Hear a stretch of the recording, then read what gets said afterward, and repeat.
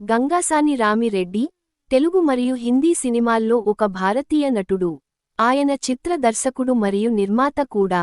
ఆయన తన ప్రతికూల పాత్రలు, క్యారెక్టర్ పాత్రలు మరియు కామెడీ టైమింగ్కు ప్రసిద్ధి చెందారు.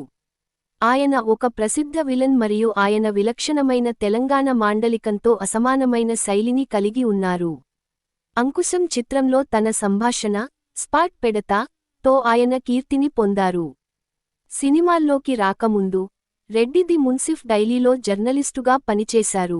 అతను సూపర్ హిట్ చిత్రం అంకుశం మరియు ఒసేయ్ రాములమ్మ, అమ్మోరు, గాయం, అనగనగా ఒక రోజు మరియు పెద్దరికం వంటి ఇతర చిత్రాలలో స్పాట్ నానా పాత్రతో కీర్తిని పొందాడు.